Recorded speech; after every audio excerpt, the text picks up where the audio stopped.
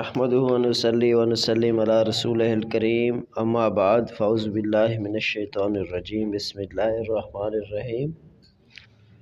آج کا ہمارا موضوع ہے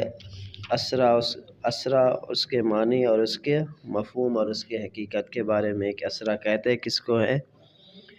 کس چیز کا نام اسرا ہے۔ تو اگر ہم عربی لغت میں دیکھیں تو عربی لغت میں اسرا کے معنی ہے رات کی سیر کو کہتے ہیں، اور رات میں اس لیے آپ صلی اللہ علیہ وآلہ وسلم کو سیر کروائی گئی تاکہ اللہ تعالیٰ اور بندے کے درمیان راز رہے۔ اسی طرح اسرا کے بعد لیلن کا ذکر ہے، جو اس بات کو ظاہر کرتا ہے کہ لیلن کی تنوین جو ہے تقلیل کے لیے آئی ہے، تو پوری رات سیر نہیں کرائی بلکہ رات کے کچھ حصے میں سیر کروائی۔ علامہ عمر بن احمد خرپوتی رحمۃ اللہ علیہ فرماتے ہیں کہ بے شک رات کو اس لیے معراج کرائی گئی کہ رات مقام محبت میں مخصوص ہے، اور چونکہ اللہ تعالیٰ نے حضور صلی اللہ علیہ وآلہ وسلم کو اپنا محبوب اور دوست بنایا ہے، اور تمام رات محبوبوں کے لیے خاص ہے، اور رات کی خلوت میں راحت ہے، اسی لیے حضور صلی اللہ علیہ وآلہ وسلم کی محبوبیت کا تقاضا بھی یہی تھا کہ رات کو معراج کروائی جائے۔ رات پردہ پوش ہوتی ہے، محب اور محبوب کے غیر کو کوئی پتہ نہیں ہوتا۔ رات راز و نیاز کی گفتگو کا بہترین موقع ہوتا ہے، اسی لیے رات محب اور محبوب کی ملاقات کا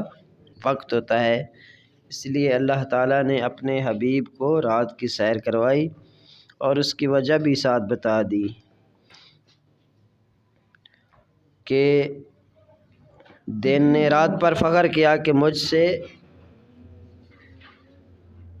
سورج چمکتا ہے، رات نے کہا اتنا فخر نہ کر کے شمس نبوت عنقریب آسمانوں میں چڑھایا جائے گا۔ چنانچہ اللہ تعالیٰ نے رات کو معراج کروا کر روشن دن کے اس فخر پر رات کو فوقیت عطا فرمائی۔ پھر وہ انوار کا کیا عالم ہوگا جب 70,000 ملائکہ درود و سلام پڑھتے ہوئے آپ صلی اللہ علیہ وآلہ وسلم کی طرف صلی اللہ کی آوازیں آتی ہوں گی، آفتاب نبوت چمک رہا ہوگا، سورج شرما رہا ہوگا۔ کسی شعر نے کیا خوب کہا ہے کہ یہ چوٹ پڑتی تھی ان کے رخ کی کہ عرش تک چاندنی تھی چٹکی، وہ رات کیا جگمگا رہی تھی، جگہ جگہ نصب آئینے تھے۔ اور رات کو معراج اس حکمت کی وجہ سے بھی ہو سکتی ہے کہ کون پیغمبر کی تصدیق کر کے صدیق کہلاتا ہے اور کون تکذیب کر کے ابو جہل بن جاتا ہے، کون ایمان بالغیب لاتا ہے، کون کفر پر اتراتا ہے۔ کہ رات کو معراج اس لیے ہوئی کہ ایمان والوں کا ایمان بڑھے اور کافروں میں فتنہ بڑھے۔ رات وقت اجابت ہے، رات راز و نیاز کا وقت ہے، راز و نیاز کا وقت ہے، رات استغفار اور توبہ کی قبولیت کا وقت ہے، اور رات میں معراج حق و باطل کے معیار کا ذریعہ ہے۔ اسی طرح اللہ تعالیٰ نے آپ صلی اللہ علیہ وآلہ وسلم کو رات کے کچھ حصے میں معراج کرا کر لوگوں کو یہ پیغام دیا، اور اس بات سے بھی رات کو معراج کرائی کہ دیکھیں کہ رسول اللہ صلی اللہ علیہ وآلہ وسلم پر کون ایمان لاتا ہے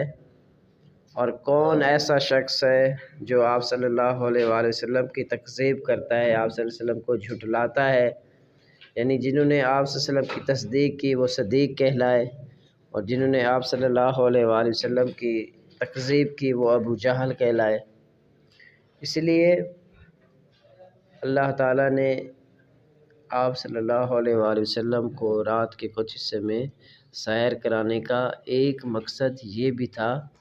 کہ حق اور باطل کے درمیان فرق معلوم ہو جائے، سچے اور جھوٹے کے درمیان